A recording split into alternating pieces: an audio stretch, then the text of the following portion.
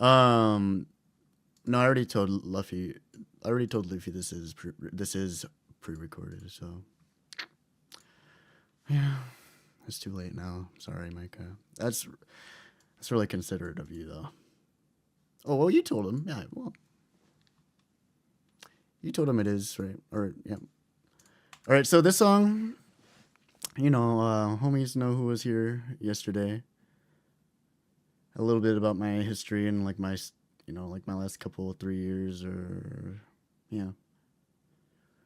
Like really, it was from well, really I've been depressed my whole life, and then really my depression in the window that I usually refer to would started when my partner in Portland broke up with me and COVID, and then like freaking 3-4 years pass, and then I moved back to my hometown, and then come a question for newbies to ask. Yeah, they will figure it out. I'm not worried about them. Then I had a really crazy existential awakening from the psychology industry. I didn't really mention that, but that is also a big role in my depression. Then my next partner left me. I met my next partner like a week after I got fired from the mental health place I was working at, April 2023. And then, so this is like when the most recent subchapter of like the whole chunk from 2020 till now.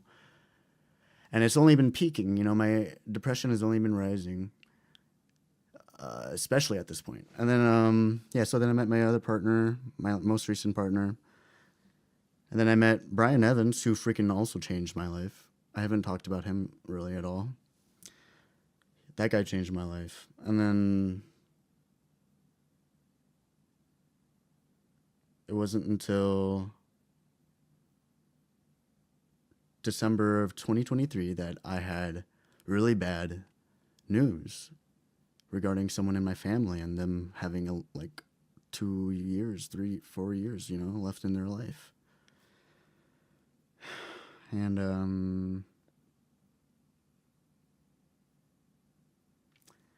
a couple months after that, I emailed Jeff Ellis, producer of Frank Ocean's Blonde, as well as Joji's new album, Piss in the Wind. Billion streams, Grammy-winning producer.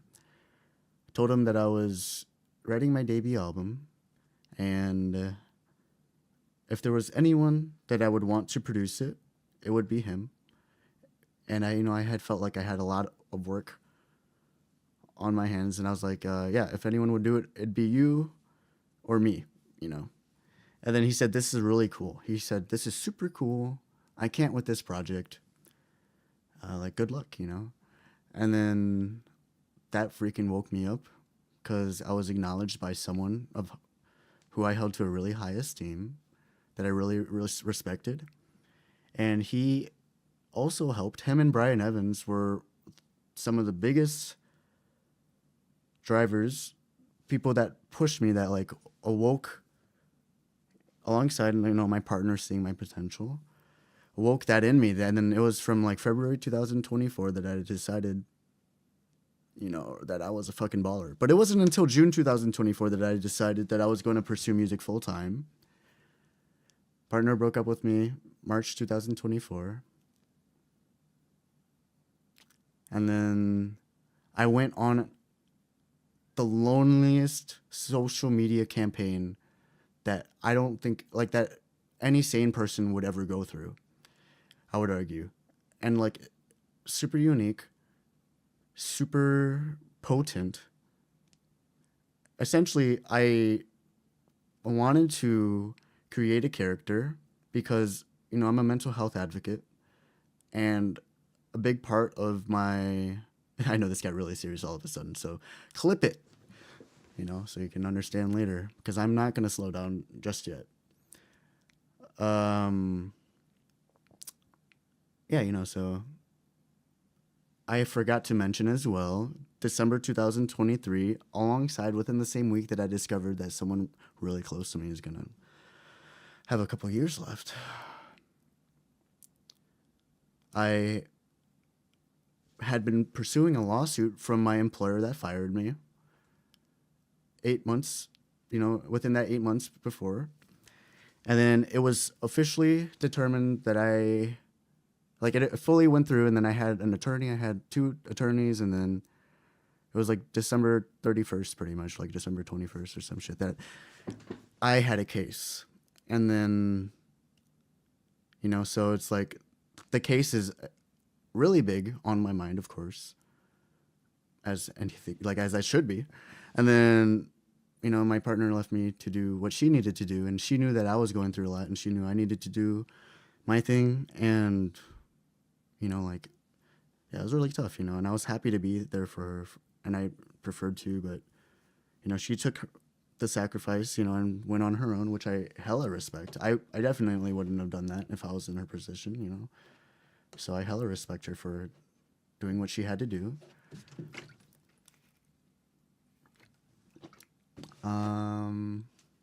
So yeah, she left me March, like 21st, 22nd. So then now I have a lot of free time. I have a calling to get good at music and to become a force in the industry here. And I'm in a lawsuit that would obviously be a huge thing in my life, but I can't tell, or more so, it would be unwise for me to tell my audience, my Instagram audience, my TikTok audience, because of the fear that my ops attorneys could be researching me. And I had to do this mental health campaign covertly, and so for a whole 9 months, no one knew what I was going through. No one even knew about the cancer, really. And then my campaign was really based off of Brian Evans' story. He really inspired me because I met him. He's a really great guy. So I don't know if you guys have heard. I'm not getting sued. I sued someone.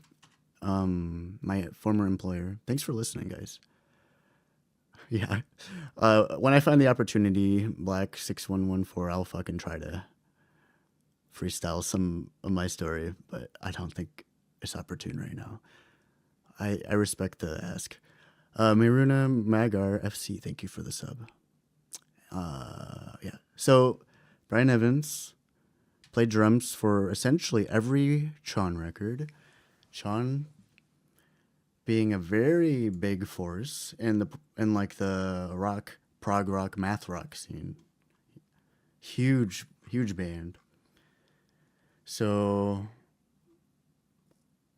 we're going to go back now because I have to explain the influence of like the flavor, the main chunk of my Instagram campaign. And it all goes back to Brian. And I met Brian maybe a couple months, maybe a month or two after, maybe 2 months after I got fired. And I had a new job at Mod Pizza. And I was going to the eyeglass place to get my prescription checked. And this guy named Marcos Mena, who is the lead writer in Standards, the duo math rock band. This guy, so he's had multiple drummers, and this guy specifically, blah blah blah blah blah. This guy Moses specifically was going through a lot of drama with Brian, and Brian's a fucking drama queen. And I love him for it. He's a drama queen. And he's awesome. And he's badass as fuck. And I had no idea who he was, I've never thought about him in my life.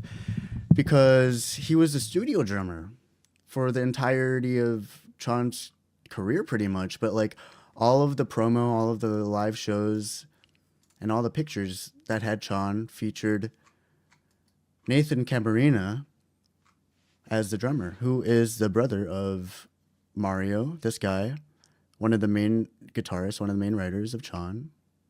And Isaiah was also a sibling. So it was like 3 siblings, and then Eric were Chan, essentially. Eric played drum or bass, and then this is Nathan. I always thought this guy was a drummer for Chan. You know, I had no idea who the fuck Brian Evans was. So Moses is having some beef with Brian, and on the Standards Instagram story, they're saying, like, yo, like, this guy is racist. And it's really nuanced, you know, whatever. This guy's racist. He said the N-word. And I don't really know too much else, right? So then I'm freaking like, okay, I'll help the homies out. And then I went to Brian Evans's page, and then I started heckling him on his freaking one of his posts. And then he got triggered. He's very reactionary, and he's a hothead, you know. And then I was like getting into beef with him.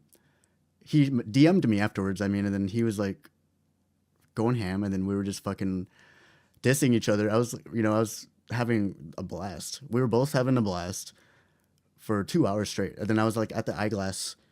I found myself at the eyeglass appointment in the waiting room, just fucking heckling him all the way till when I got back to my crib. And then it wasn't really until I got back to my crib. At this point, I had posted on my story some funny interactions with Brian, you know, some silly, goofy moments. And then my buddies in the band Snooze, who I'm also in their album, you know, I'm featured in one of their songs. I'm not featured, but I'm like in one of their songs. I'm still going. I don't even know how, this is like a long ass story, but you know, it has to be said at some point. So I hope I can remember to bookmark it just for the future. So yeah. Might have been like a month before or after that I recorded with Snooze.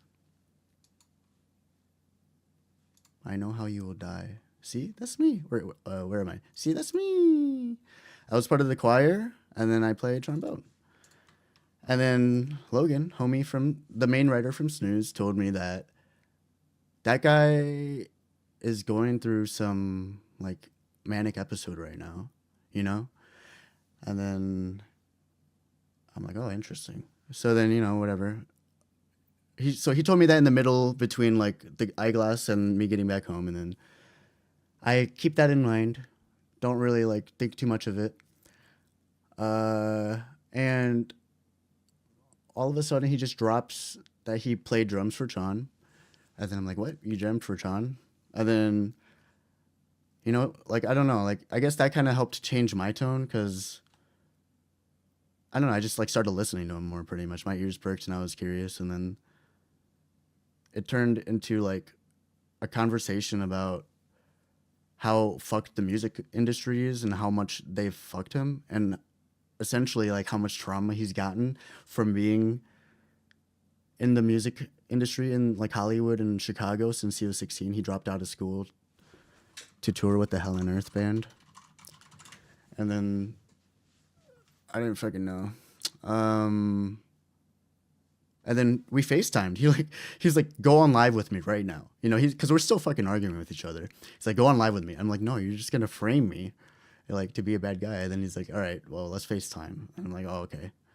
And then we FaceTime on Instagram. And then, yeah, he's just like, we're just chilling at that point. We're just like, he's like telling me all the fucked up shit that happened to him in his time in Chan, and all the money that they lost because what's their name? It's not fucking Sumerian Records ripped them off essentially and gave them such a bad deal. And none of them are even making any money from their work today. And You know, so that's just one instance of how how he's lived a life full of just getting fucked over, you know, and like it really helped me sympathize with him.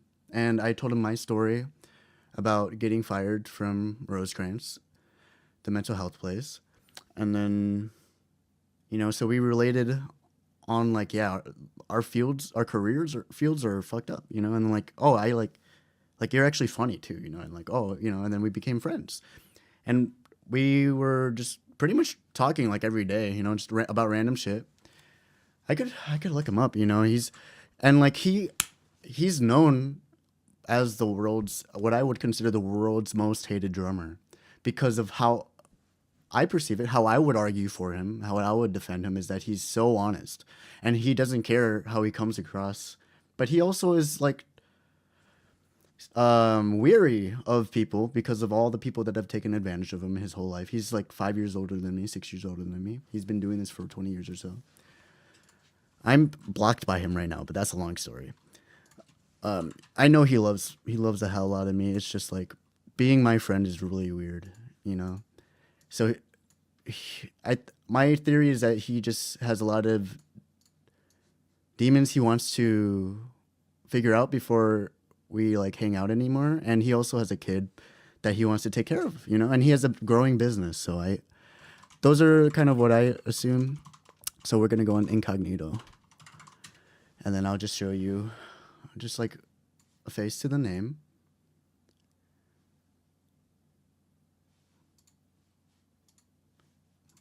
But yeah, he's like known as, oh, what the hell? I could fucking. You might have seen him if you watch my videos, because I have a couple of songs with him, you know. German guy. Yeah. Oh. What the hell?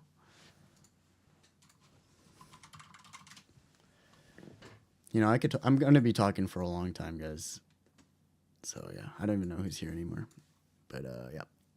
This is my story. I don't even remember why I started talking about it, but I will remember by the time I get there. I know that much. So, yeah, we could even watch him playing for Chan, you know.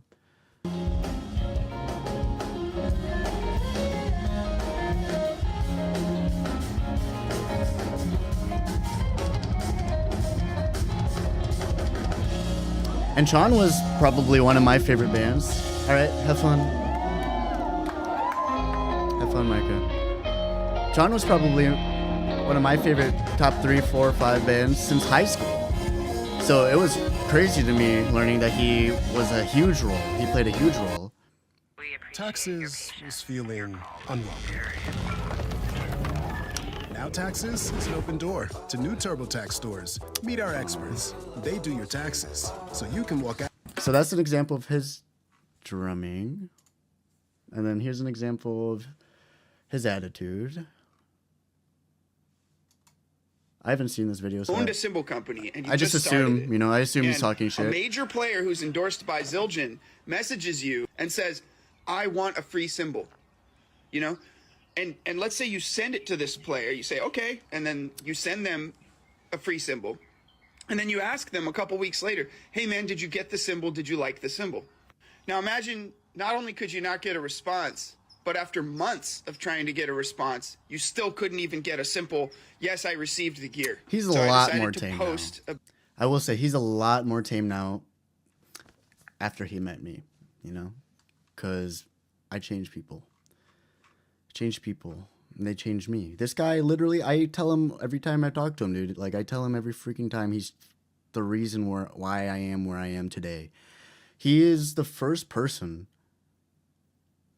you know, alongside my partner at the time, to look at my shit and be like, wait a second, you're like good, you know, and no one's ever said that to me. He's like hella honest. And every freaking one of his videos is him being very opinionated and very reasonably so. I often agree with him for most part.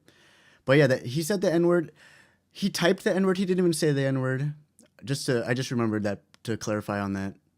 And then he also said that in a joke and the punchline of the joke is that he would get beat up and go to the hospital and some shit. So it was like kind of taken out of context. And then like Moses turned out to be very known for like actually being crazy.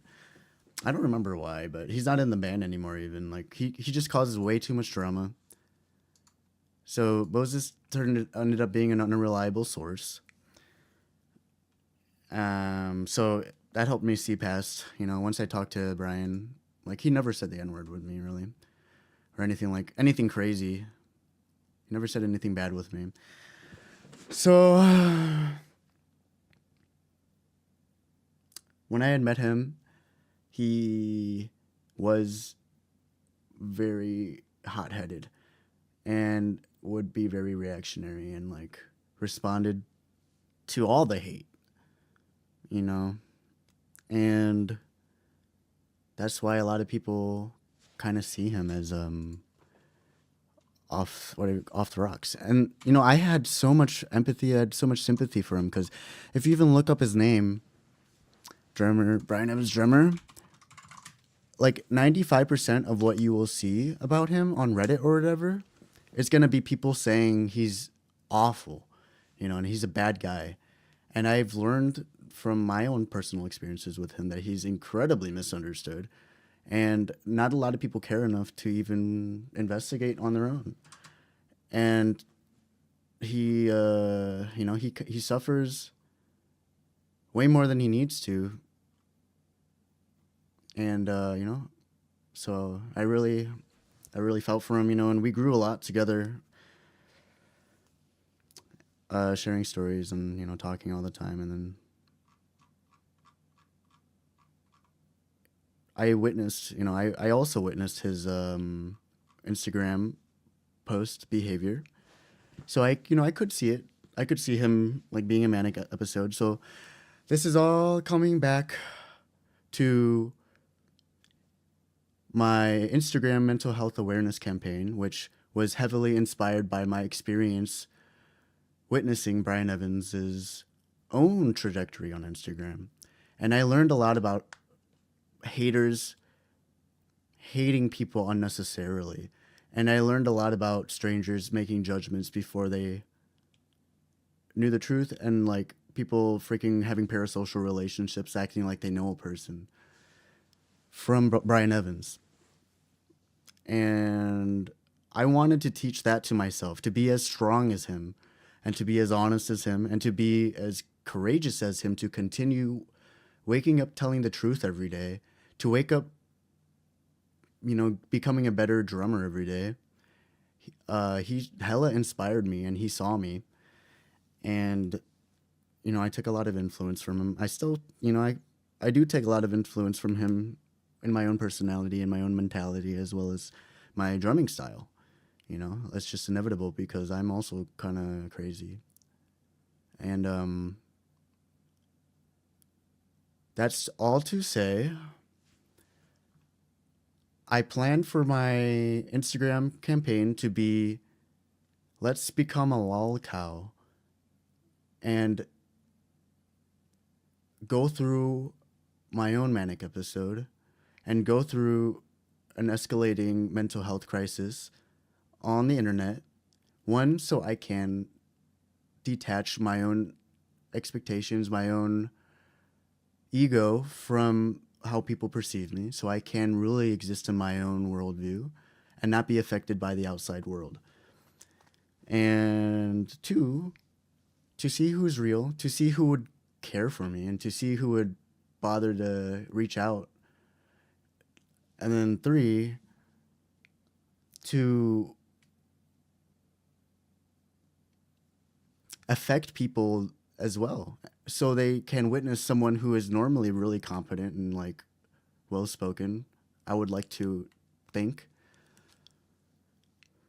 become very, very uncouth, and do become very, very kind of chaotic, like sporadic.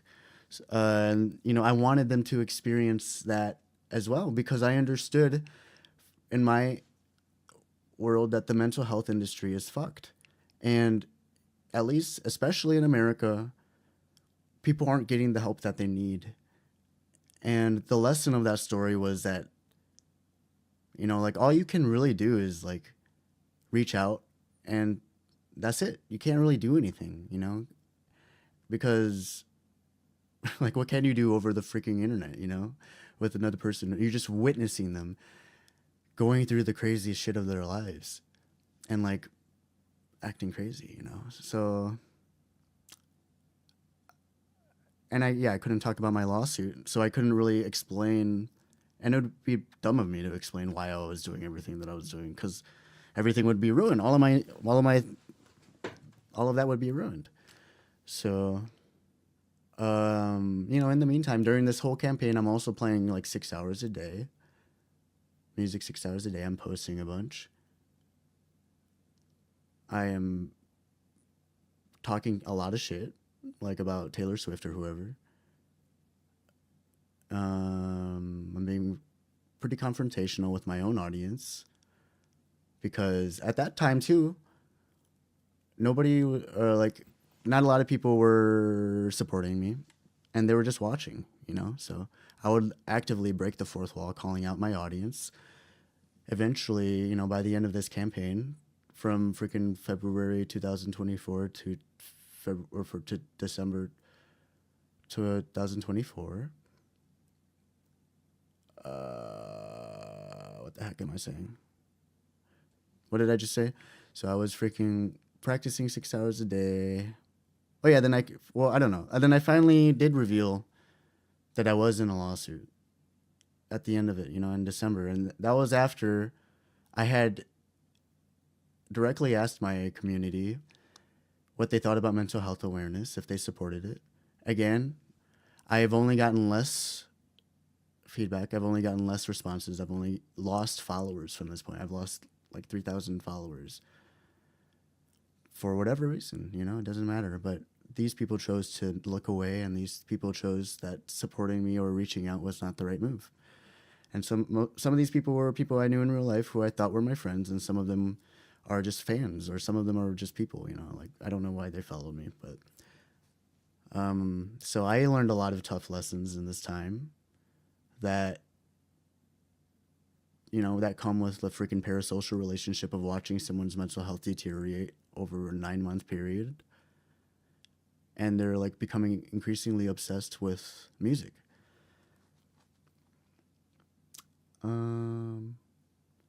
Yeah, I don't remember why exactly I'm talking about this. So I guess I'm just talking about my story at this point. So yeah, and then of course there's a lot that I could mention, but after all of that, after I had made my reveal, within the next month, I somehow befriended Void Stomper. Oh yeah, it's because my plan was to kill myself on Instagram and to make a video for it, and to be like, you know, I'm gonna kill myself. And it's still up, you know, you could find all of this on my TikTok, on my Instagram, on my YouTube probably. I don't think I was posting as much on my YouTube, but it's probably there. But yeah, Void Stomper is fucking, you know, he has 1 million followers. I asked him if he could help me. He's like this AI guy. I initially told him that his work really like made me feel comfortable and stuff like that, and then I eventually asked if he could help me. Well, actually, it was actually like he followed me back and we became friends before I actually asked him for help. But then that fell apart. But it didn't completely fall apart until like 5 months after. So that's what this is, right? That's what this became. This. So I spent, and I have this on streaming. I spent like 9 hours or so just chilling, watching a bunch of TED Talks, because I was also beginning to make my video game around this time too. I animated this as a way to have the video of me killing myself. And this was supposed to be a representation of like everybody essentially abandoning me. And so yeah, let's watch it.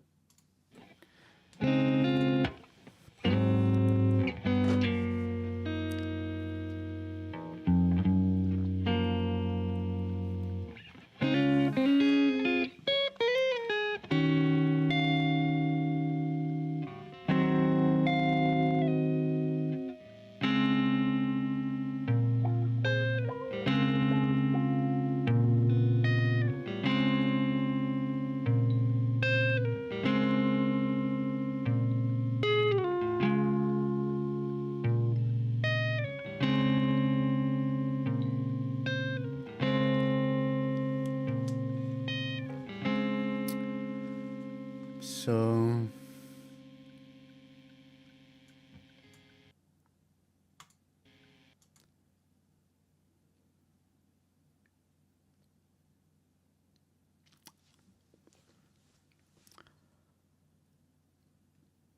and I've gotten inspiration from all sorts of places too, like the video game Lisa, for example. It's a great game, and it's super dark, and I was hella emotionally impacted from it. I guess I don't have to say too much about it right now, but what it did is it forced me, the player of the video game, to either like commit atrocious acts to progress in the story. Otherwise, I couldn't complete the game. And it had moments where all I could do was watch. So that had a big role.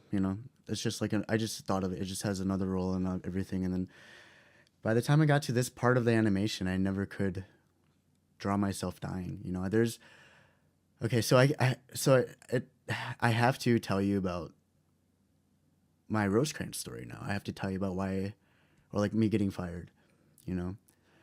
So I got fired from this place called Rosecrans, which is one of the primary mental health places in my city, and I've always known it to be like the go-to place, like the default place where people are supposed to go to get taken care of. And I worked for them for about a month. And this was also in my political awakening time, when I had become really aware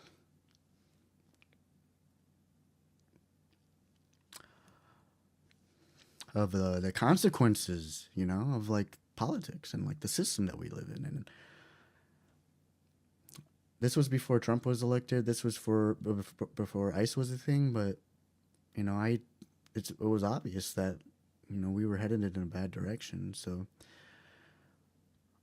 I found myself one day just like learning so much all at once, and like doom scrolling, and then I had to stop, and then I just couldn't sleep that night.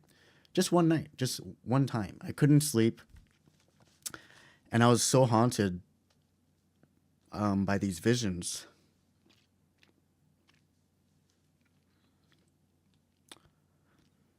And I don't get them. Like, I never really get them.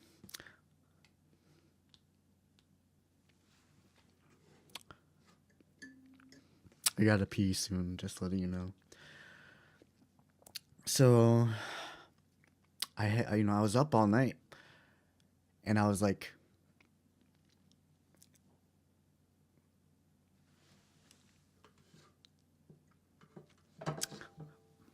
it's just like the craziest visions, the craziest anxiety, the craziest like panic attacks, insomnia. And all I did was just like lay down, and I was just trying to fall asleep so I could work the next day. And I would like go from room to room to try to sleep, try to find that space to be able to get comfortable and sleep, and I wasn't able to do it. And all I could see was me dying. as in different consequences of, like being who I am, where I am in America, and like as a, it could be anyone, and you don't even have to be a person of color, it could be anyone. So I saw myself dying in so many different ways. And so, yeah, that kept me up all night. And I had work the same day. So I go to work like normal, and I'm fucking acing. I'm still in training. I'm acing everything because it's easy. And I'm still up and I'm still thinking about everything. So there's a point where, like, maybe like on my lunch break, I was so tired. I was so tired and I was just like feeling so sad and scared. Like, there's no immediate threat, but that was also in a time in my life where I was extremely anxious, already depressed, didn't have good control over myself. So I did what anyone should do in that situation. I had texted my sister and I had asked her if she could pick me up because I wanted to go to the emergency room because I was so tired and I just didn't know what else to do. I felt like I was going to die or something. It's hard to think about. It's hard to like be where I was at, right now after all I've been through. It's hard to like remember what it was like.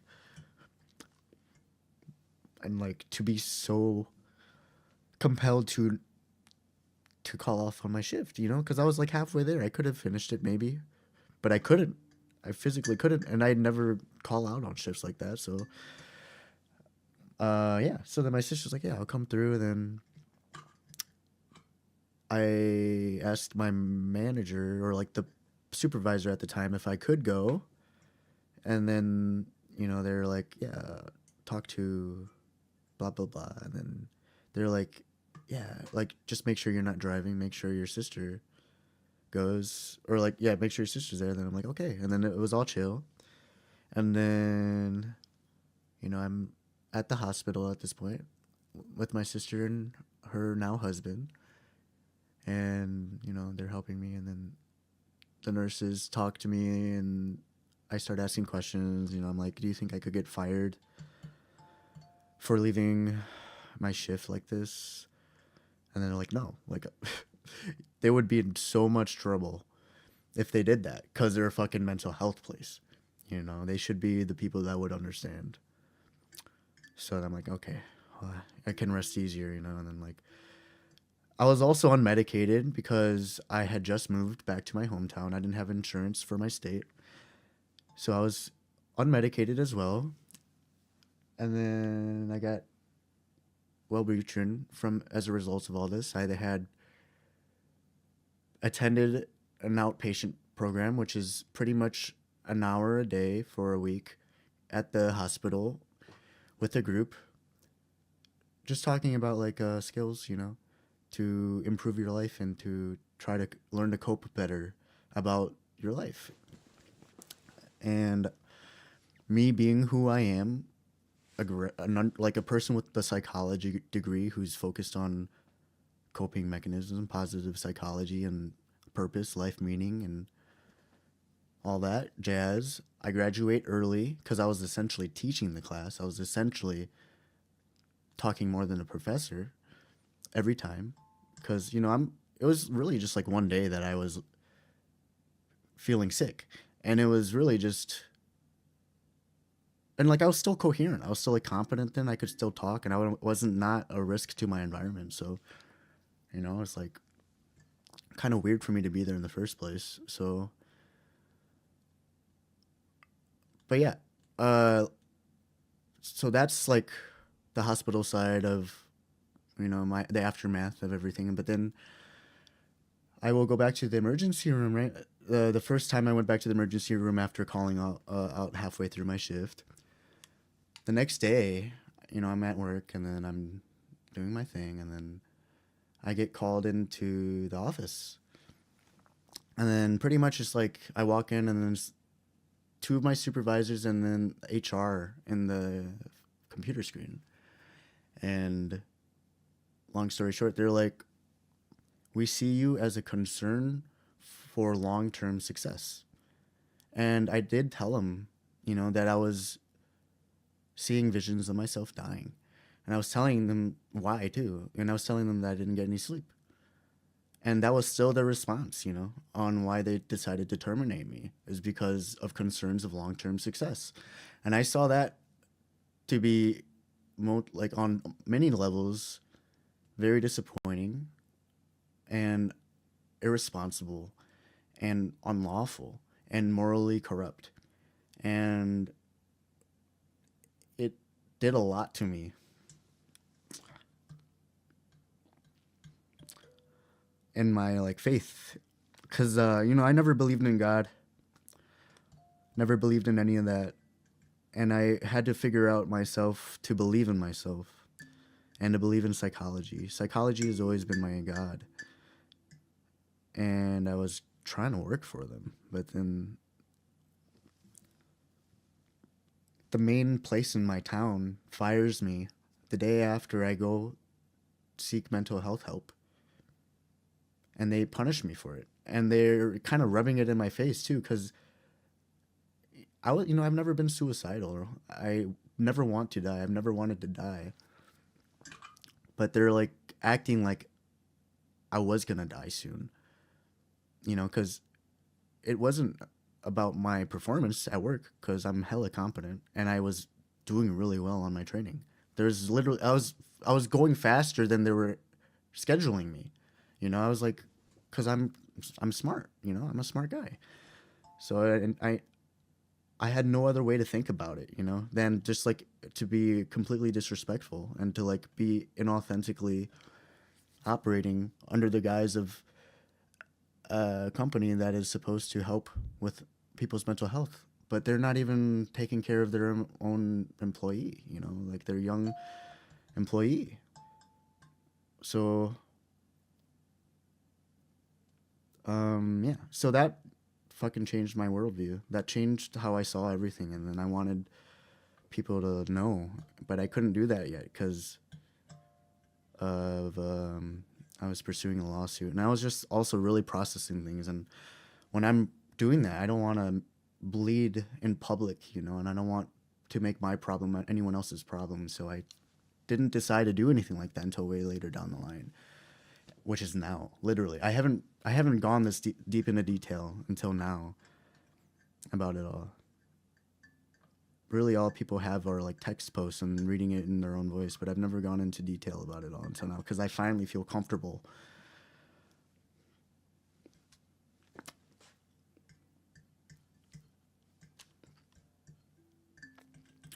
Revisiting it. So yeah. Yeah, and then even at this point when I tell them, my audience, I wonder if I can find it.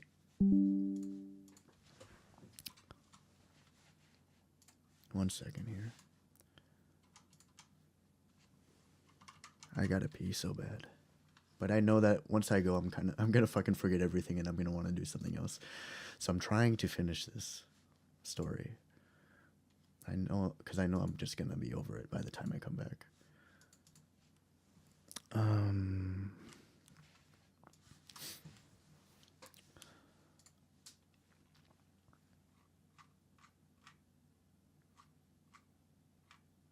I'm on TikTok because I love the way they organize their videos. I can just sort from oldest. Honestly, fuck, I actually really gotta pee, so I'm gonna find this.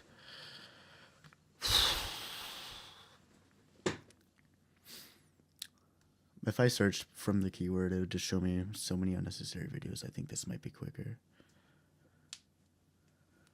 So yeah, I'm it's like from Halloween, right? The week before Halloween, 2024, I'm like warning everyone in a Instagram text post. I'm like, guys, I'm going to do the darkest art that I've ever done. You know, I'm like trying to tell him that like what's coming next isn't real, you know, but I'm not trying to say that right off the rip.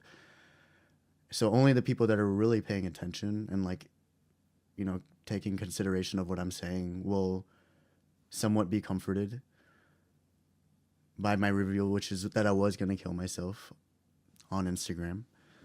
I put it in the video too, in like parentheses, on Instagram. And you, as you saw the music video, as I told you about Void Stomper, I was gonna make a video reimagining those visions that I had. That's why I'm here, yeah. You know, because there were 3 specific events that, and like I think I blocked a lot of it out. I just, you know, I don't need to freaking tell you what I saw anyways. Yeah, so I'm like, this is gonna be the darkest art that I've ever done. Like, be ready. And like, it's also around the time that I'm like, are you guys a fan of mental health awareness?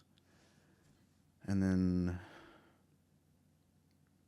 no one replied, of course, you know, like, because, you know, what we've kind of talked about yesterday, those who are there and those whom I know, is like, no one really cares. Or like, people are so in their own world that even if they do see it, like I don't know, like I can't really rationalize their decision, because I'm not like that, you know. When I see shit going down, I like try to be there for people for the most part, even though now I am trying to like hold boundaries, because I know that I can't help everyone at the same time. So but yeah. So that's another reason why I'm doing what I'm doing now, is sharing my story and like making art to try to reach out and possibly help anyone that might feel similarly out of hope with what's going on in the world.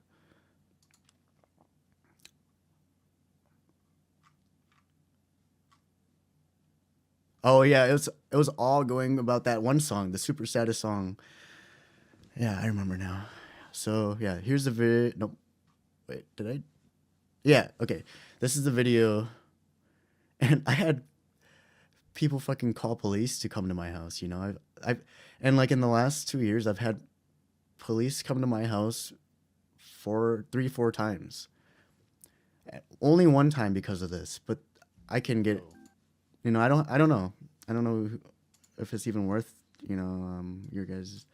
I guess I could have just finished the whole fucking story. I'm not even looking at chat. Sorry, guys. Not even looking at chat, because I'm locked in, you know, and it'd be good to stay locked in, and then people can revisit this uninterrupted story time.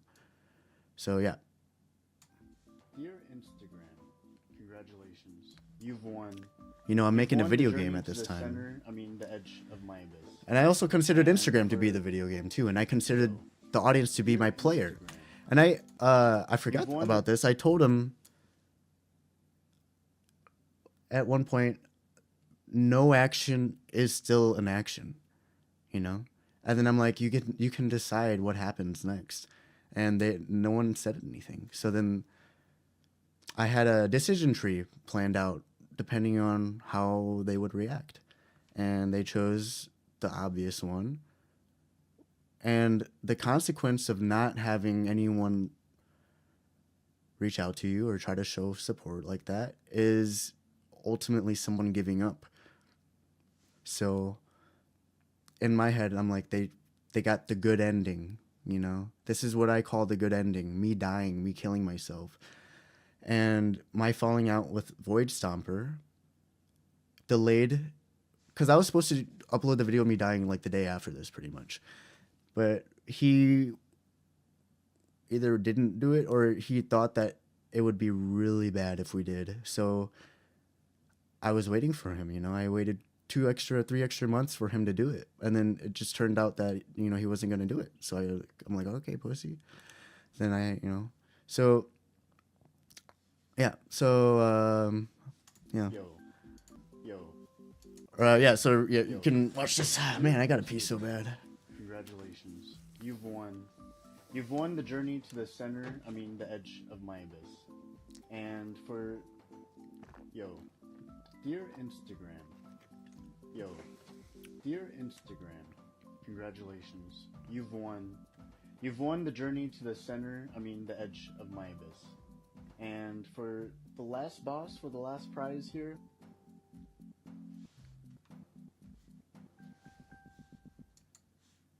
and some people might know that I am all about the abyss. My username was fed into the abyss at this time, and that's like one of my favorite phrases that I've come up with, because I believe the abyss is that personal hell that we have, is those things that we don't want to look at in order to grow, right? So I fed into the darkness. I fed into the reality, the hard truths that are, the institution doesn't care about its own people. They're willing to dispose of me just like that. The hard truth that even my own audience didn't give a fuck. So you failed me, I said you failed me. I will be killing myself. I will be killing myself. Just a 1 second clip. And I don't even know when I freaking uploaded. I guess we'll figure it out if I did it. Yeah, so hence the chicken, right? So I had uploaded the first one, which is that sad right here. Oh yeah, then this is the chicken, which is also one of my favorite songs that I've made.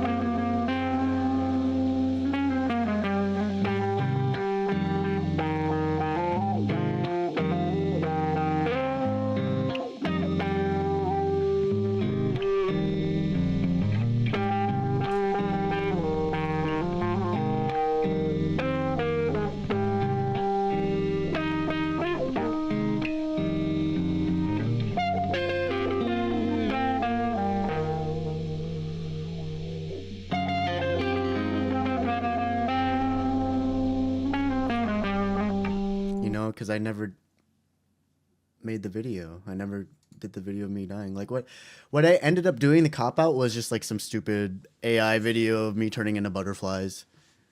And that was like, yep, I'm dead. And then my plan was to not be on Instagram anymore, but I ended up not doing that because it felt rushed and it felt stupid. So I was like, you know what? You guys get the bad ending. I'm still alive. And then I can get on that too. I might as well freaking finish my whole story so I can just not even leave the freaking end loose. So yeah, you guys do whatever you guys got to do. I appreciate anyone who's listening.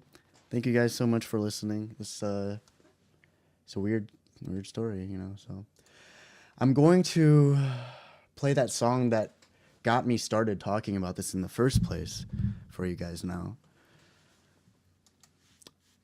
As I said earlier, I was making a video game. I'm making a video game, and it's called Journey to the End of My Abyss, to the edge. The center of my abyss, and you can find it, on SoundCloud. It used to be on Spotify, but I deleted my Spotify, so I made a video game album for it in 2 weeks, like around this time, Brian and me had broken up because Brian had to figure his shit out too. And we were like so excited to be in a band together and all that. So once he left my life and I was even more alone, I couldn't play guitar anymore because it just made me so sad. So I played piano, and that's why, most of these are freaking what the hell, piano songs. So I would just practice piano every day. Then I eventually made this whole album, and on the last day, I made Free Verse, which is the only song that has guitar in it, which is the only song that isn't digital, literally, and it has my voice. So to sum everything up too, immediate family member died or is gonna die soon. Partner left me. No one in my audience was reaching out for me pretty much. I realized I didn't have any friends. I was going through a career death, career change, as you know why. Brian had left me to myself as well. I have so much, that I'm still processing.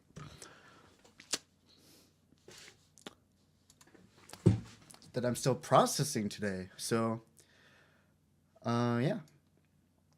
I wrote those 11 songs, and then I hadn't played guitar for 2 weeks. This is the first thing that came out of me. First take, first try, coming back to guitar and a microphone. And it was supposed to be the conclusion, free verse. I'm supposedly free now. And then, the one. So, yeah, this is all improvised. And, yeah. Makes me cry all the time. And another reason why it's one of my favorites. So I gotta pee and then I'll leave you with it.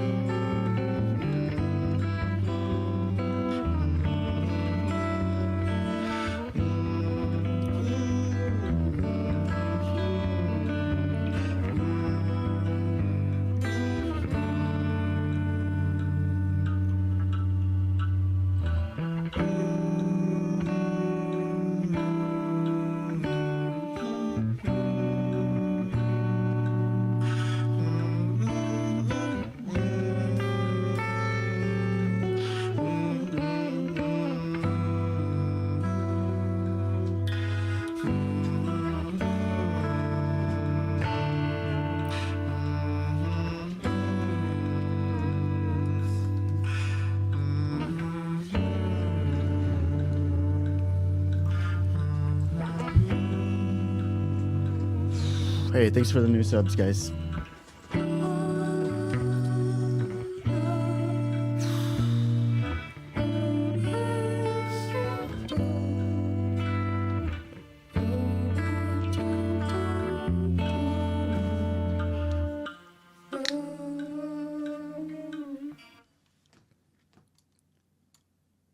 So yeah, I mean that'll wrap it up insofar as why I started talking about this story in the first place is I think it was because the song I was playing before is also like wasn't an original, but it's a really sad song, and it's been one of my favorites. And then I just happened to see this, and then I wanted to share about it. So that's what this last hour or two have been about. And yeah, so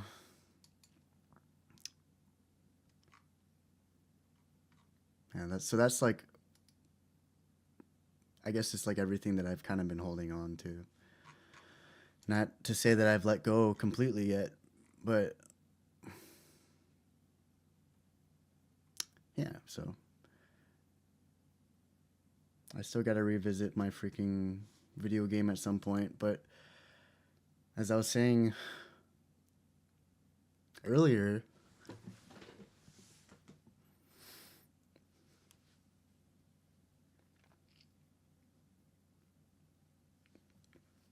and I was like saying yesterday too, you know, like I had to find, and I found a lot, like more than so many reasons, and I don't know like how to think about it, but like so many reasons to justify saying fuck a job, you know, because I've worked in the food industry for like 10 years as well, and I've gotten fired for the dumbest reasons as well. I've gotten fired maybe 14 times in the last 3 years, 4 years, and I simply think it's because of either like unfit environment is like one reason why someone fired me, and then you know it's just like my personality, just yeah, like I'm just not built for that, you know, and I've literally done it so much. So as I was saying yesterday, I found every reason to just sacrifice everything and just dedicate my life to music and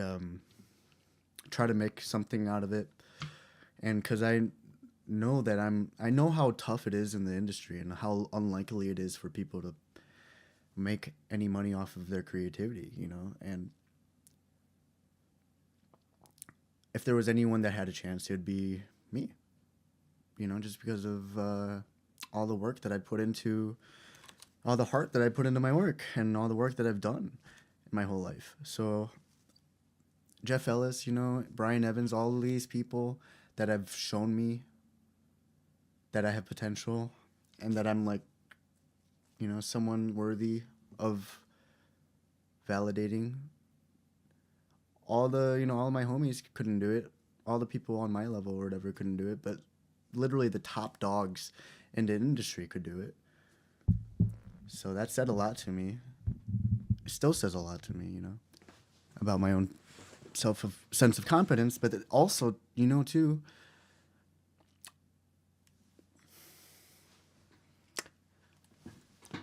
music is a huge thing in my family, right? And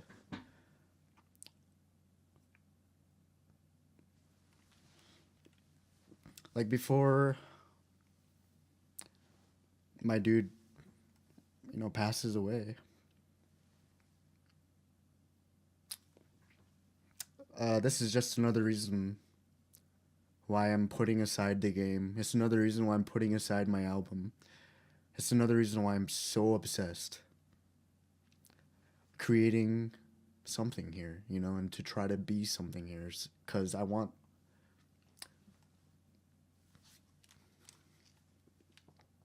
the dude to see me do well, because like my family, you know, we're very musical, but um I'll just say it, you know, like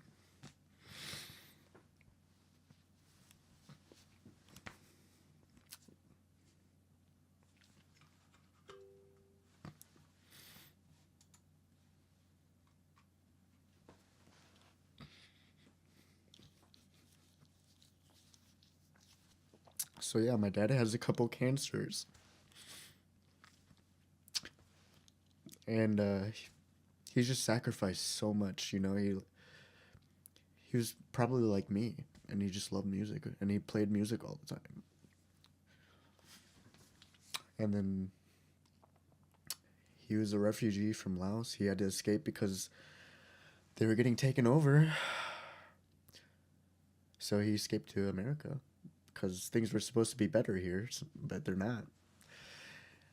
So he came here, and he had to sacrifice everything. He used to live in like a mansion because his dad was in my dad's words, number 3 in the military of Laos. So they had a lot of money, and like he was considered royalty there, and they, you know, I'm like technically a prince in that sense too, or some shit. And he gave it all up, and He plays music a lot now, for sure, but growing up,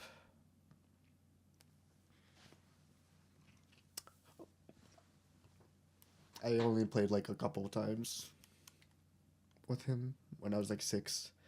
Then he had to give it all up for paying the rent. And, he became an alcoholic too. He had a really tough time. We all had a really tough time growing up together. So, I just want him to... I want him to see that dog in me.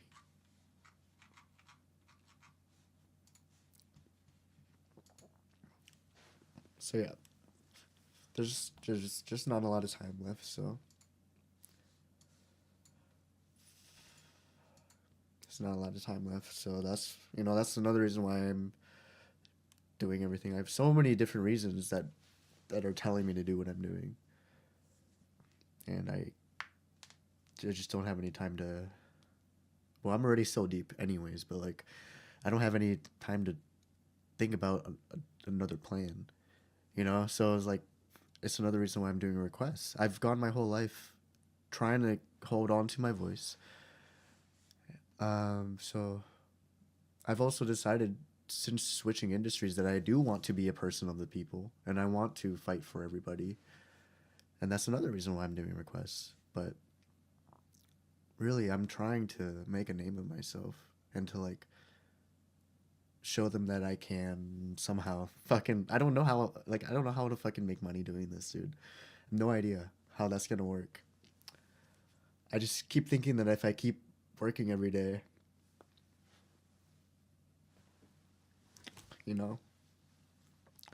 So yeah. The beginning of chapter 2, I guess, is today, and then we'll see where the future takes me. I can't work on my album much yet right now because I know that it's like no one's really gonna listen to it.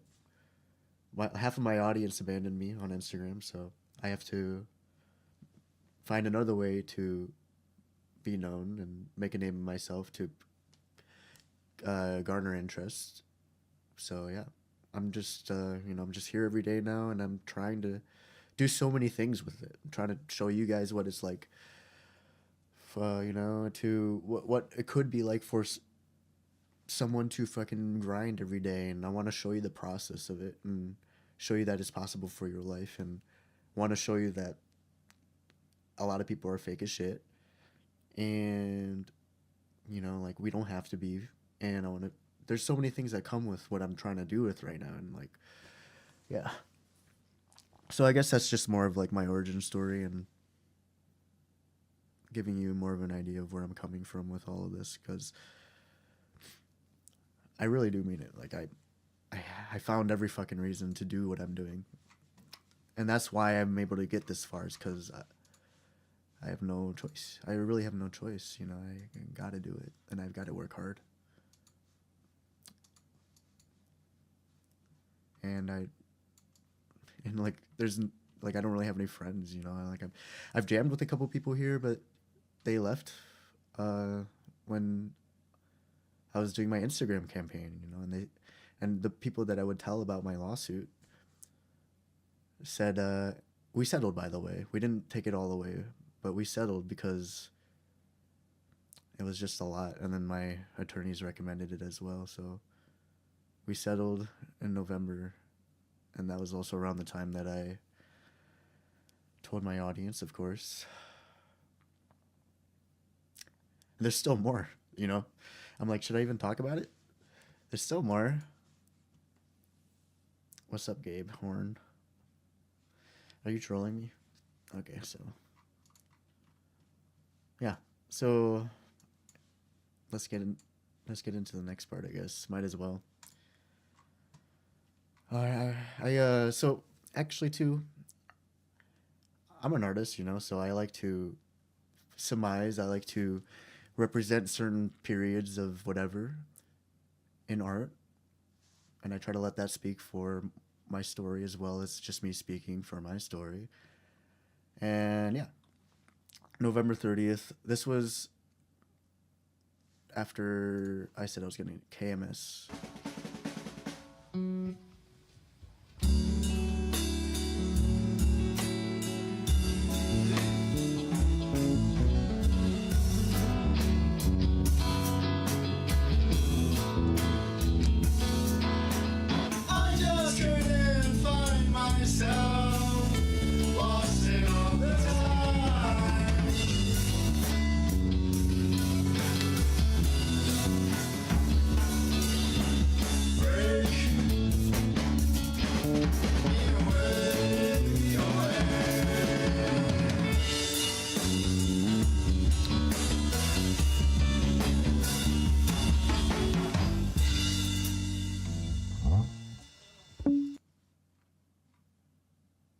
So that closed that chapter for me.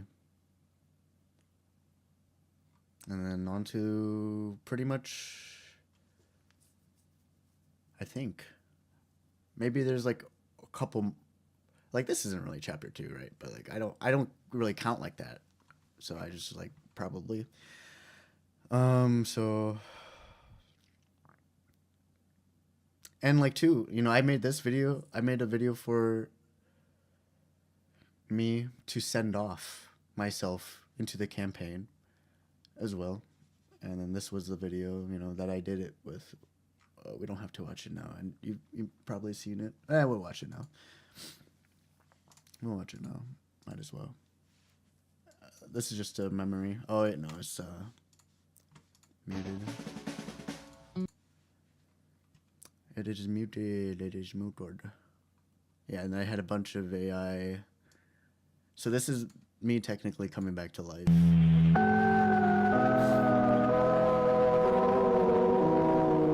Because I was still trying to figure out how to do it, you know? Because Void Stomper was taking forever. He was just... it's none of our business, you know? And, like, he was going through his own shit, too, you know? I don't have to talk about it, but, like, he was... I don't want to talk down to him either, because I can't imagine what he was going through. Like, I know what he was going through. I know what Brian was going through. I don't blame them for anything. So I had to figure out how to do it myself. I was trying so hard.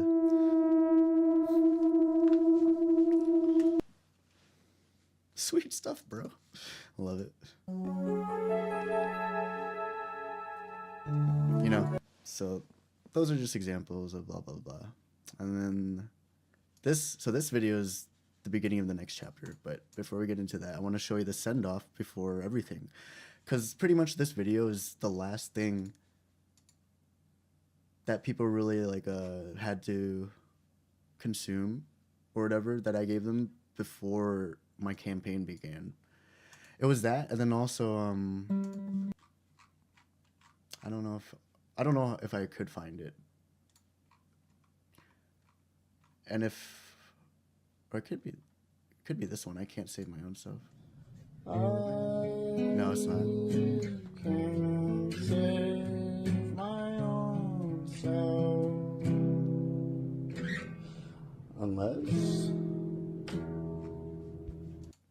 Unless this would be the campaign. But also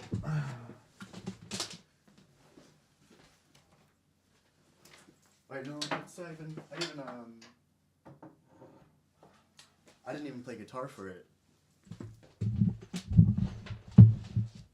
But one of the things that I had to intro to warm up my audience to the mood was just like a video of the ceiling and me singing. Do you know? Oh, I don't think I could do it right now if I wanted to. I can try, but it's like, do you know what it takes to say I wanna die?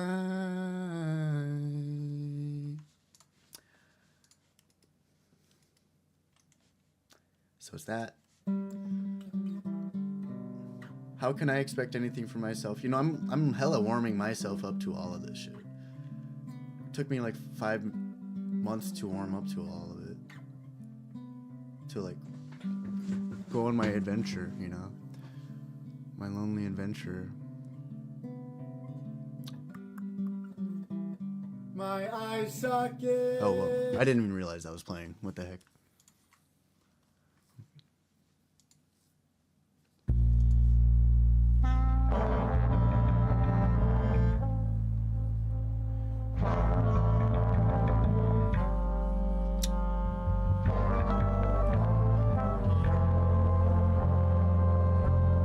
This was another send-off I had. It's one of the theme songs, probably, for the campaign. Staring in the abyss, a part of me dismisses, dodging in the deep darkness, surrounding my vision. just gonna go through all of it right now. I'm sorry for not reading chat. I normally try to, but I'd rather just freaking let it all spill now while I'm inspired, I guess. This is another thing, you know. I'm like dropping hella hints about like about what's about to come, you know. And like during this time, I still have some people supporting me, but it's just like less and less as time went on.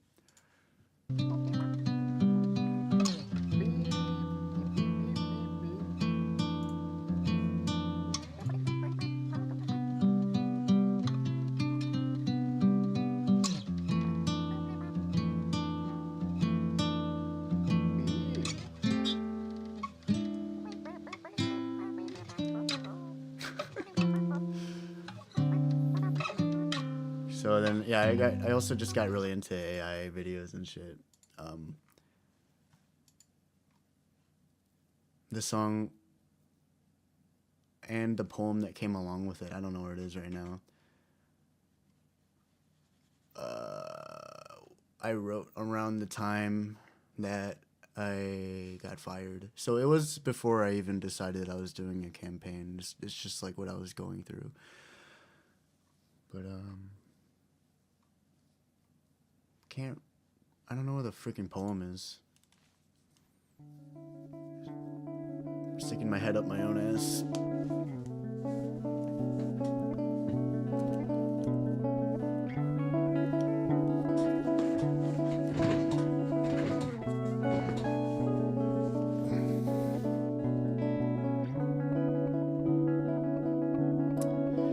Like some of it's like tired of waiting, like fucking I don't even know. Always I don't fucking know. I wish I remembered it, but it's like we're just like the others, attached to our fucking guts or some shit. I don't fucking know. It's like pretty much just like holding on to our ego. That's what I'm trying to convey, is like trying to realize that we're all kind of the same and we're all kind of in denial, and the other isn't really the other, you know, and it's like we're, but yeah, so then I just like can't blame them for acting the way they do, pretty much. I wish I remembered the poem, or yeah, the freaking words. This is another example of me warming everyone up.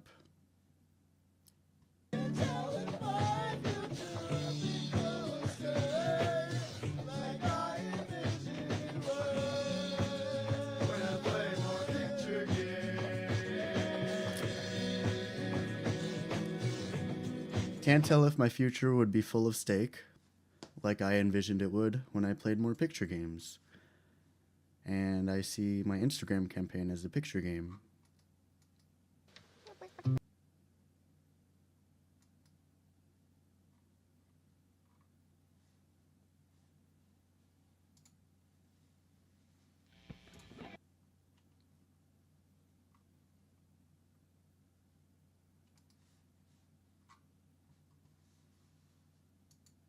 Where am I? Yeah. This is gonna be fun to edit in the fucking whatever. Fun long ass video to edit later. So yeah. Once I had come out with the truth that I was going through a lawsuit and that this had all been essentially calculated and improvised along the way, because I can't know what my audience is going to do, so I have to keep some part of it open, some flexibility open, so I can play along too and write along too. So yeah, by this time I'm alive, and then the first thing I come out with is this.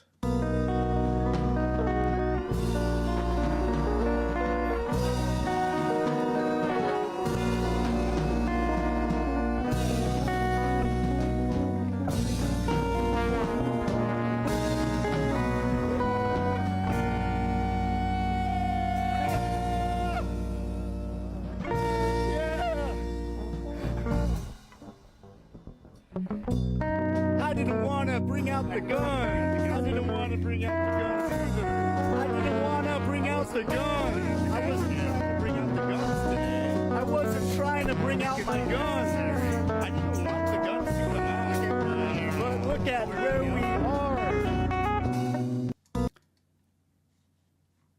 No, wait, where'd I go? Ah, damn, I think I lost the fucking place. Oh, no, we're good. So yeah, that was the beginning of the new chapter. Or it was more so the representation of the new chapter. Let me find exactly where this could be it.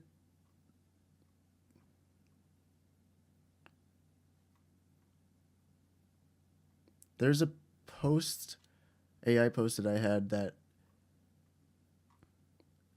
had like a lot of words, and I tagged Rosecrans, and I declared war on them, you know, and I'm trying, like, I'm so fucking angry at this point too, and like I'm trying to get people's attention and to like bring awareness to what's going on in the mental health world and the sense of my own story, my own lived experience. And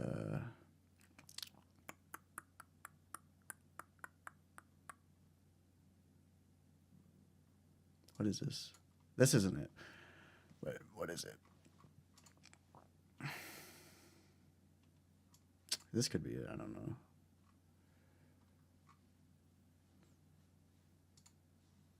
Oh yeah, this is it. Or this isn't the video, but this is the description, right? So I don't need to read it. I just told you the whole fucking story. And it's pretty much me telling everyone now. Say I tagged them. You can see me tagging them.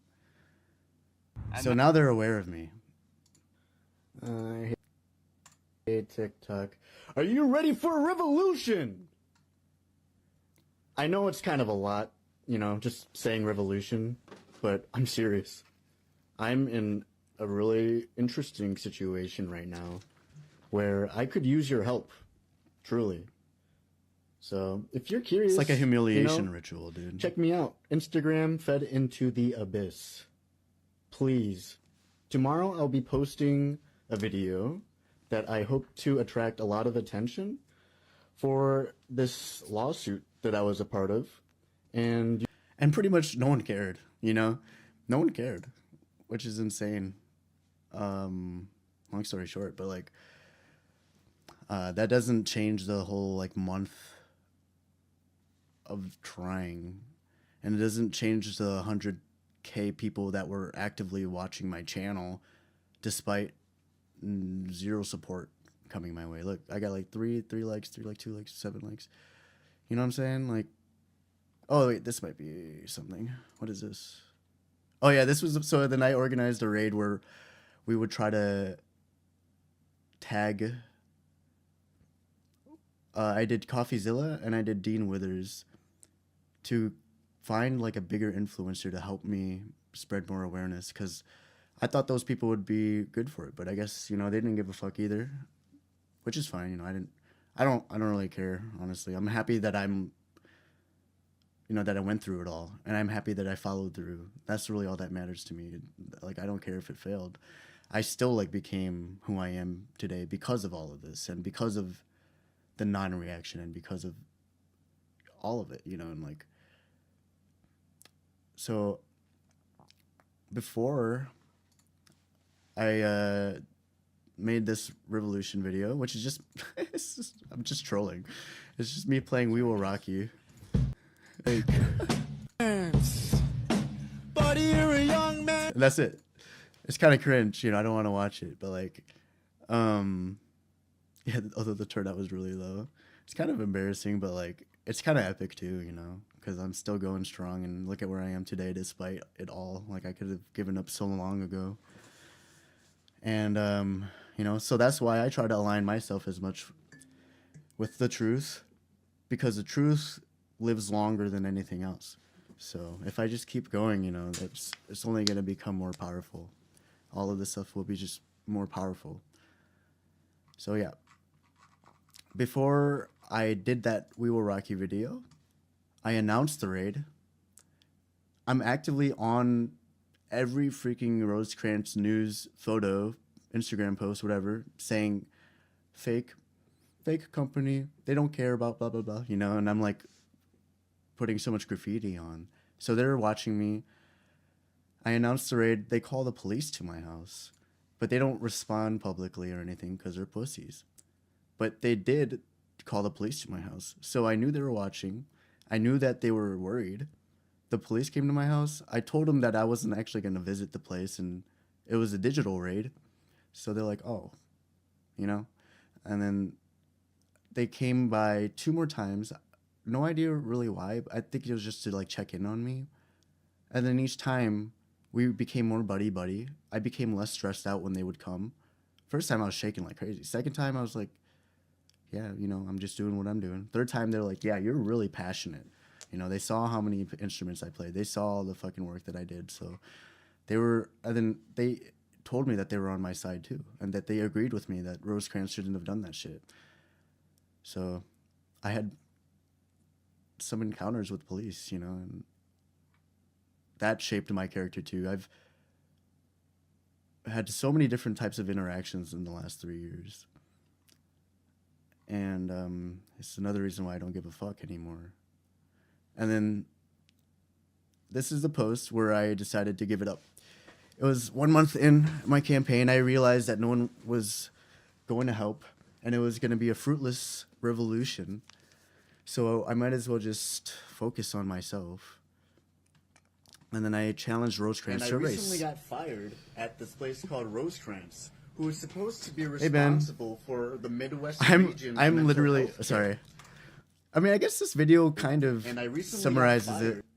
I am kind of sharing my origin story and like kind of sharing the motivation, like my primary motivations essentially for being here and like for doing what I'm doing as aggressively as I'm doing. And I started talking probably like 2 hours ago, low key. You know, it's been a long time. I've been talking for a long time now, and it started with 2023, and now we're finally at January 2025. So yeah, long story And I short, recently well, he will explain it. got fired at this place called Rosecrans, who is supposed to be responsible for the Midwest region's mental health care. I got fired after seeking mental health help too. So now I'm kind of curious. Who will break first? Will I be able to get famous first, or will Rosecrans publicly apologize to me first?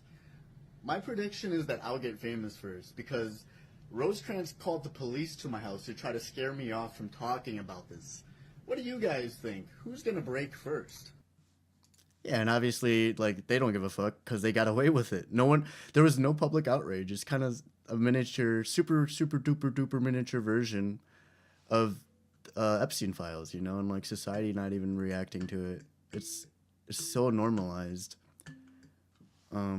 So yeah, at this point, I'm like, all right, I just gotta fucking lock in. I can't even be thinking about finding people to support me right now. I just gotta like become worthy of what I would deem to be worthy of attention, even though I think anyone's really worthy of attention regardless of your skill level, but that's where my head's at.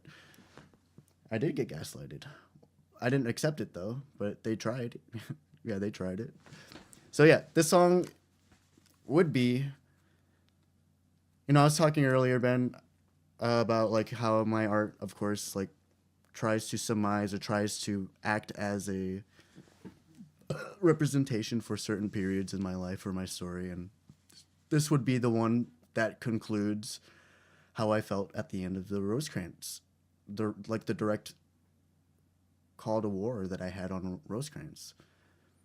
I can't even be myself without feeling that I might just burn us down. Spent the last 4 years trying to clean my head with some rest, and damn it, is it over now? I keep beaming, dreaming, teething, steaming, hoping that I can make a sound. But my pit dug deep, deep, deep, deep, deep, deep, deep, deep, deep. No response like this broken town. No response like this broken town. Oh wait, no, I guess I'm still kind of going. So maybe that wasn't the last of it, but yeah, I said some really strong statements during this campaign, and yeah, it empowered me. My name is Tyler James Norrising, and I always get the last laugh. Oh, Rosecrans. And I will get the last laugh, dude. I'm not done yet. I'm not done. I'm gonna, they're like one of my enemies at this point, and I'm gonna let them fuel me and my trajectory. I'm gonna let them do that for me. No, I'm not playing. I don't know. I'm spilling the beans right now. And that's all I can, and that's all I want to think about. What is this? My name is Tyler James Norrising, and I got fired. So yeah, this is also the beginning of My Name is Tyler James Norrising format, too. Shift after I went to the emergency department because I saw visions of myself dying in incredibly real situations, and I told my manager. And then the shift after, they fired me due to concerns of long-term success. What a fucking smooch on the ass. What a fucking smooch on my gooch. Who's with me? Mwah. Aren't I so cool? So,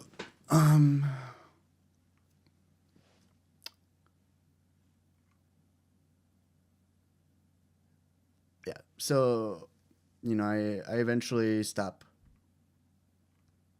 trying to get anyone's attention about them because it was just obviously a lost cause at the time, and it still is right now. I've blocked Rosecrans since then, so they don't just forget about me, so they can forget about me and they don't worry about me. And then as a side note too, like fucking I'm having some, like my family's having a really hard time. I live with my parents. We're having a really hard time processing my father's inevitable, he has a couple cancers, and a lot of us are kind of avoidant on the truth of it. And during this time in our life, we weren't really like trying to talk about it. We weren't really trying to become closer as a family as a result of it, except for me. And that was really bothering me, and yada, yada, yada. And like, so there's already so much stress in the house. And then this might be TMI, but so I won't say it, but like, we're all fucking pressed. We're all heated. And I pushed my parents emotionally to the point of deep escalation, and they kicked me out of the house, so for a day. And I like slept in winter or whatever. I'm still hella privileged. Like, there are people that do this every day. But I had a car, so I could sleep somewhere, so. And then I came back, and then they freaking had a freaking deal with me. Like, I had to get a job in 2 months, or else they would evict me. And it was a lot of drama. And this song is about my mom. This song is about my mom because both my parents really have awful anger issues. So, I've learned how to work with them, and we've all gotten better. We've all cooled down since the escalation, this was the peak pretty much right here. And also like my parents were kind of scared of me because they didn't really understand where I was coming from either. No one did with the Instagram campaign. And I even told everyone, I was like, it's okay if you don't get it, because it took me literally over a year to freaking decide I was going to do this, and I still don't get it. Like, you guys take your time to process it, but like at the same time, like, they were on edge. They didn't know if I was going to hurt them or anything like that, even though I've never hurt anyone my entire life. I don't do that shit. So yeah, I got kicked out or whatever. But before I got kicked out, I wrote this song. Why did I think that I could trust you? When you feel weak, you choose to lie. No one is even trying to stop you. Do you know that you're out of line?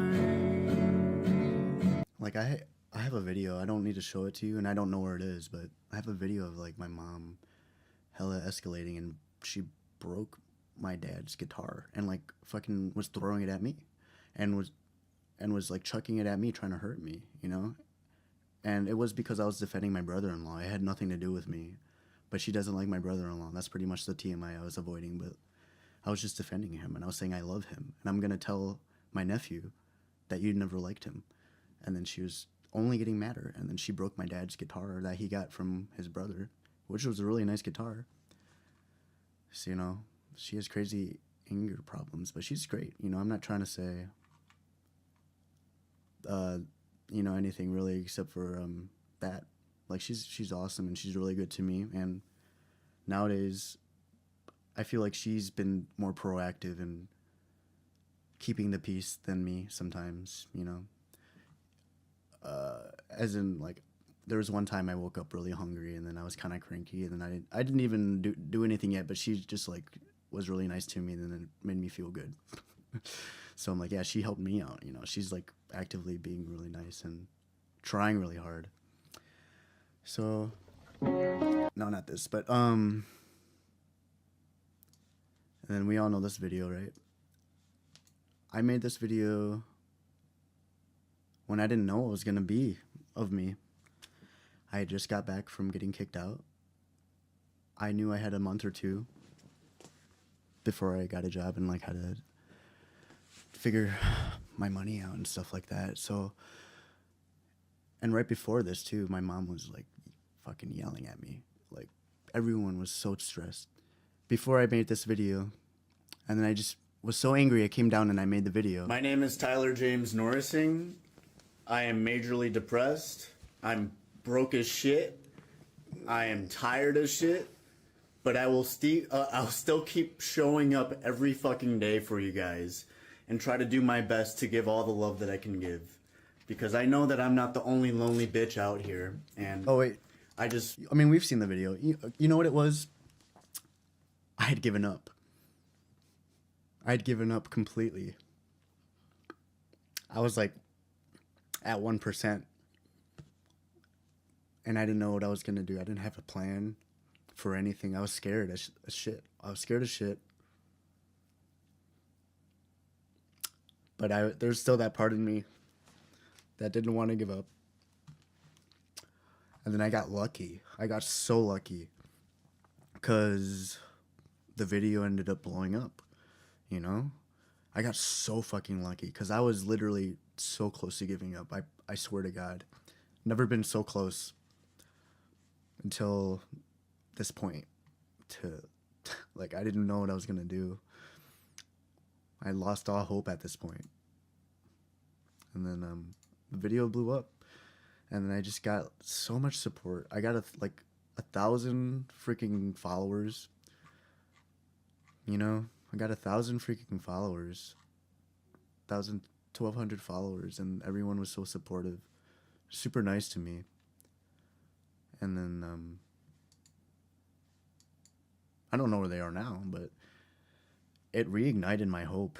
And yeah, I'm so thankful for that. I'm super thankful because I would not be here right now if people hadn't had come to my side.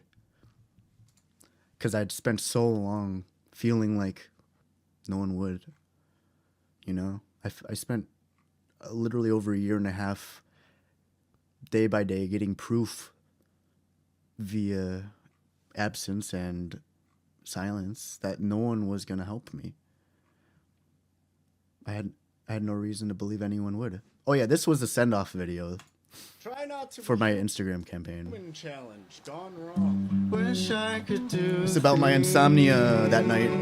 things all day, all night.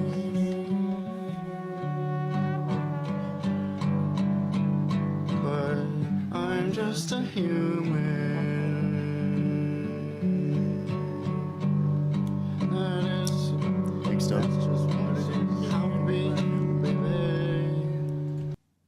Yeah. So close to giving up, dude. And then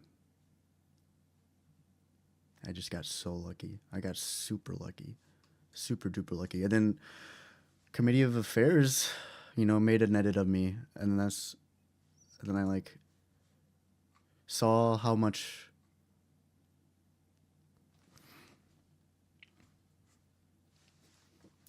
people. I saw how many people were touched by it, and that touched me in return. Yeah, they made Majorly depressed. I'm broke as shit. I am tired as shit. But I'll still keep showing up every fucking day for you guys. I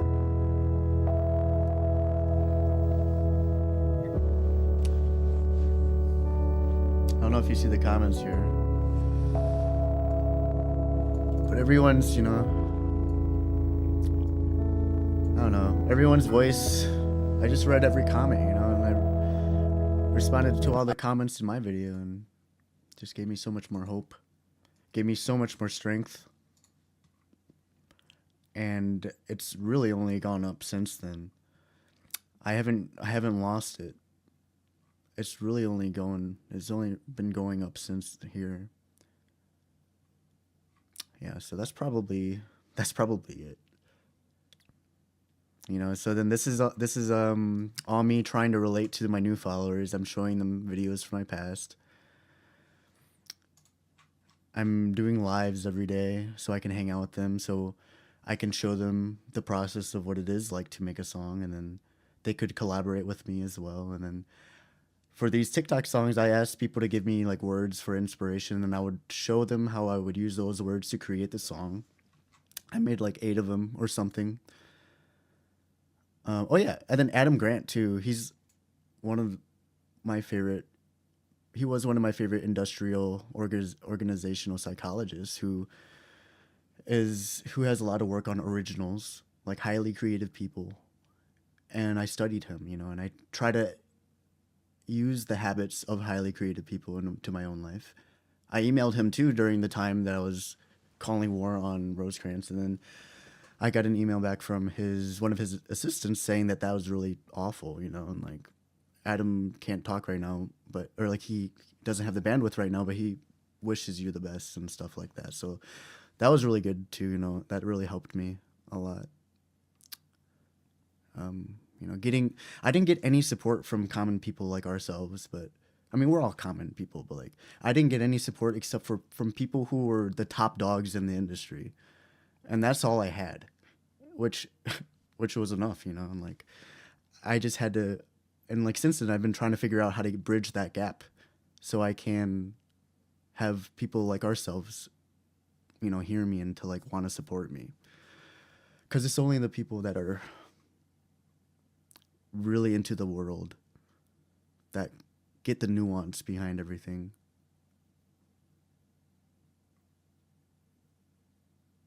Yeah, so you can visit all of this shit on your own time if you want.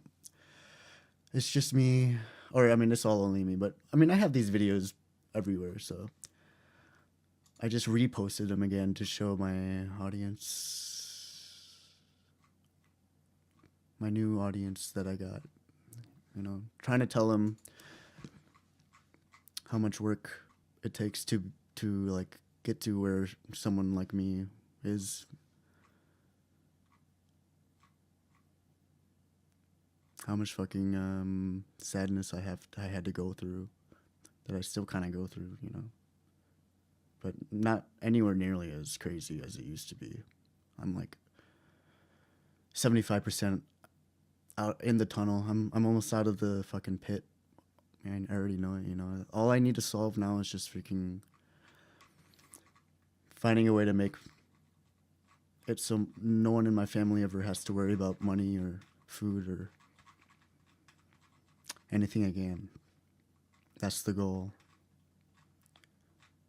And the only way I can do that is what I decided to which is, you know, doing music. Here's the video I was talking about. Do you know what it takes to say I wanna die? One of the videos I posted before I started my campaign. I think I'm done, but I just want to see. I think I'm done though. Like, my life started to stabilize more, you know, after this point, and my sense of responsibility for people has started to increase tremendously from this point on, because I knew that I was being heard, and there were people telling me that I was helping them.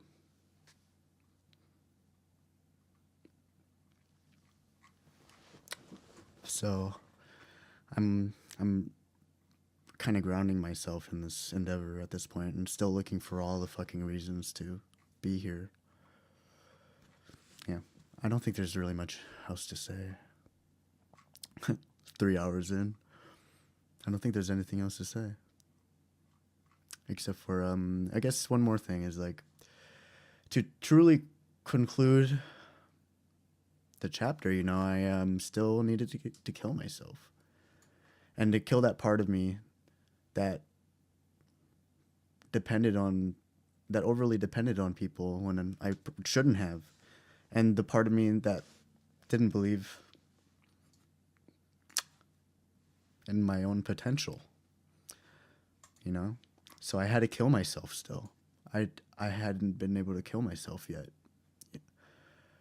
So yeah, that's what I also had spent time on in the summer of 2025. I took a couple weeks away from my usual music thing to focus on one of my biggest weaknesses is how can I make videos that both represent how I feel, who I am, and then that are engaging for people to stick around and to hear me out, because really no one was doing that, and I felt like, I don't know, I felt like I had to figure it out.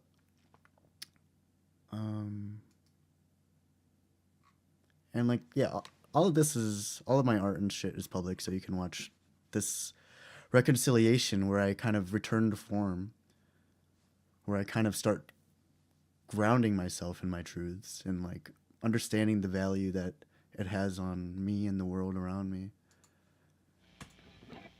And then yeah, this video and these videos, and then we're happy as hell now, you know. And then this is the ice video, so now this is kind of like a new thing, a new chapter. But I finally found a way to kill myself. My name is Tyler James Norrising. I am majorly depressed.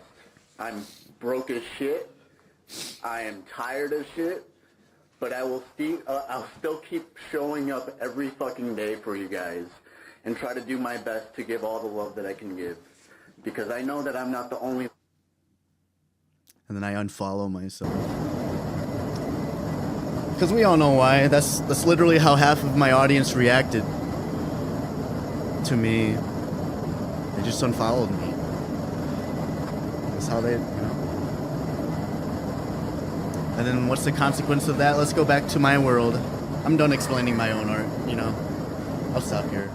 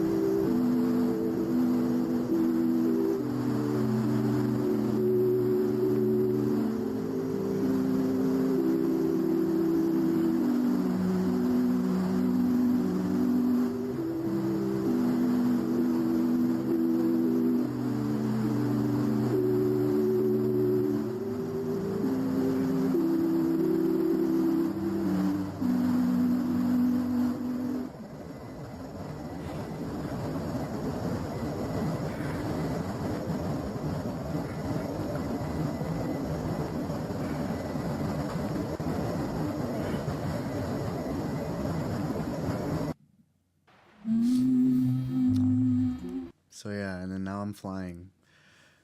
Acceptance in my fate, acceptance in all that had happened to me and all the truths that I had to learn to integrate with my own worldview and find a way to carry on. And, you know, I still don't know what's going to happen. You know, I have no idea what the future holds for any of us, what Trump's America is going to do.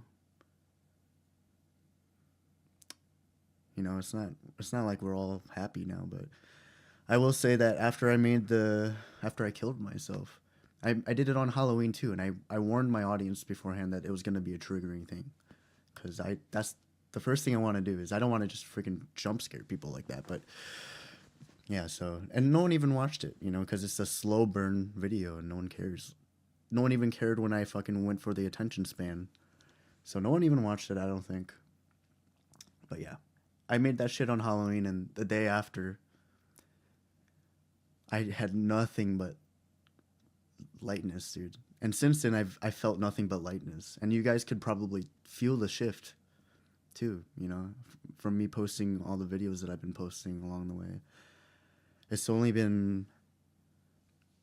Yeah, once I killed myself and drew that and, like, faced that and spent 11 hours straight just drawing, feeling accomplished.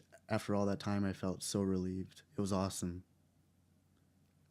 I felt like a feather floating in the wind. Yeah. So, yeah. I gotta take a piss.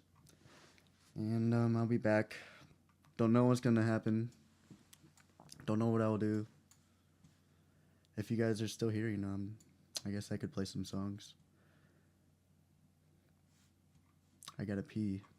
I do gotta pee. My name is Tyler James Norrising. I am majorly... Thanks for the subs, guys.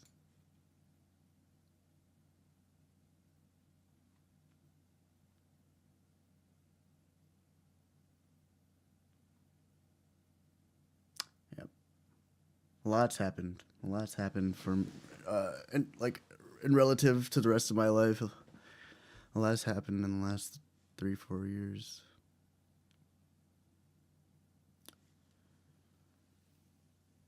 Should I kill myself? Or have a cup of coffee? You feel me?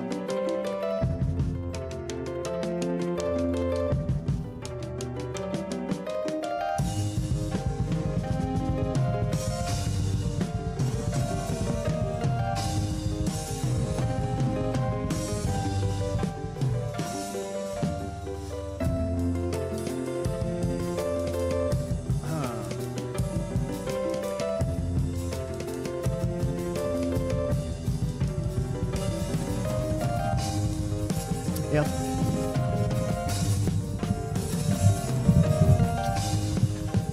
Yep. To anyone and everyone that did catch even fucking a quarter of my story or more, and sat in the weird stew that I've been brewing for the last fucking 3 hours or so, explaining everything. Thank you so much, and to anyone revisiting this video or checking this video for the first time, thank you for listening, and thank you for hearing me out. Yeah, it's the first time I've ever laid it all down, and I feel great, and I'm very grateful to know that there's a possibility even that it might help somebody feel less alone or understood or hopeful. I hope you guys found a positive lesson out of it all. And yeah, thank you for listening. I just realized that I think I want to take the next hour to myself and eat and process and just enjoy the silence. So yeah, I wish you all the best. I wish you all the best. I will continue streaming every day, even though I fucking always feel like I don't want to before I do. But I'm here for more than just myself, so I'm trying my best every day. I'm trying my best to show up for us.